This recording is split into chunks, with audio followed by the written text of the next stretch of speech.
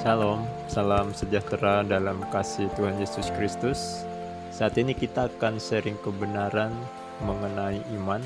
Di video saya sebelumnya kita sudah pernah belajar dan melihat tentang iman yang besar yang dimiliki oleh seorang perwira di Kapernaum.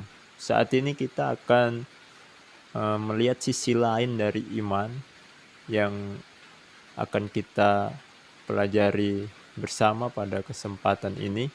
Topik kebenaran firman Tuhan saat ini adalah tentang apakah iman dapat memaksa Tuhan. Saudara, pasti kita pernah mendengar kalimat-kalimat kebenaran firman Tuhan yang mengatakan bahwa jadilah sesuai dengan imanmu.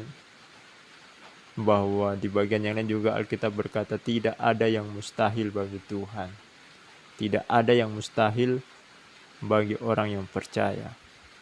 Ketika kita mengambil ayat-ayat ini tanpa memperhatikan konteks, seakan-akan bahwa iman itu adalah sebuah keyakinan yang dapat memaksa Tuhan untuk Tuhan melakukan apa yang kita yakini. Apakah iman yang dimaksud dalam kebenaran firman Tuhan itu seperti itu?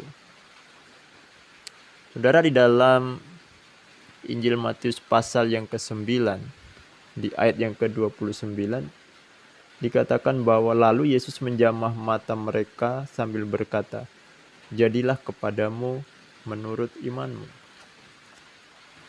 Kalimat ini yang seringkali disalahpahami oleh orang-orang Kristen ketika membaca ayat ini lepas dari konteks. Sehingga kita mulai meyakini sesuatu yang kita inginkan dengan harapan bahwa sesuatu itu akan terjadi, sesuatu itu akan terwujud. Setiap apa yang kita inginkan, kita tinggal meyakini saja, kita mengimani, kita mempercayai, maka sesuatu itu akan terjadi. Apakah iman yang dimaksud di sini adalah semacam kekuatan pikiran seperti itu, saudaraku? Saudara, kalau kita melihat konteks ayat ini, pada waktu Yesus dalam perjalanan, ada dua orang buta yang berseru-seru kepada Yesus, memohon belas kasihan Yesus. Dan ketika Yesus melihat mereka, Yesus berkata, "Percayakah kamu bahwa aku dapat melakukannya?" Kemudian dua orang buta ini berkata bahwa, "Ya Tuhan, kami percaya." Lalu Yesus berkata dan menjamah mata mereka, "Jadilah kepadamu menurut imanmu." Saudara, hal yang pertama Yesus tanyakan, "Percayakah kamu bahwa aku dapat melakukannya?"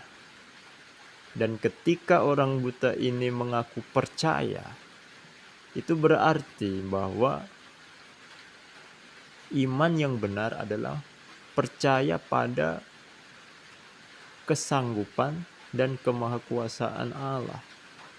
Bahwa benar bagi Allah tidak ada yang mustahil, bahwa benar Tuhan itu berkuasa, Dia sanggup melakukan apapun, segala perkara dapat Ia lakukan, bahkan Ia dapat memelekkan, mencelikan mata dua orang yang buta ini. Namun di sisi lain, kita perlu mengingat juga bahwa Allah bukan hanya sanggup, namun Allah bekerja bukan hanya berdasarkan kemahakuasaan dan kesanggupannya, namun kita juga harus mengerti bahwa Allah juga bekerja menurut kehendaknya yang kudus. Itulah sebabnya di bagian yang lain, dalam 2 Korintus pasal 12 ayat 6-9, tentang bagaimana Rasul Paulus mengalami pergumulan dengan duri yang ada di dalam daging.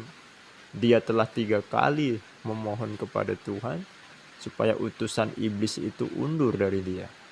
Tetapi rupanya Tuhan tidak membuat atau seolah-olah tidak mengabulkan permintaan dari Paulus.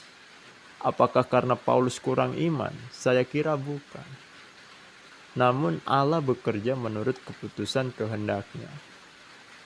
Itulah sebabnya Iman yang benar harusnya bukan hanya percaya bahwa Allah berkuasa, Allah sanggup melakukan segala sesuatu, bahwa Allah dapat memberikan apa yang kita rindukan dan kita butuhkan.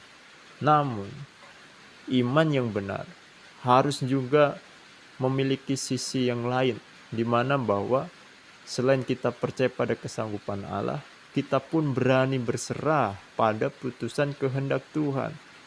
Bahwa apapun kehendak Allah yang Ia putuskan bagi saudara dan saya adalah kehendak Allah yang terbaik.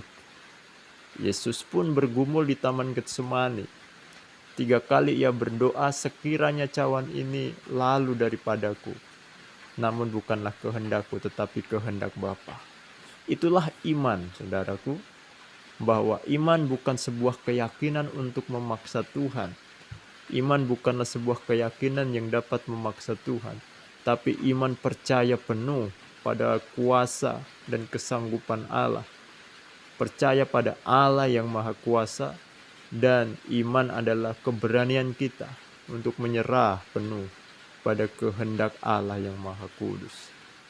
Kiranya kebenaran ini menjadi berkat bagi kita semua. Shalom.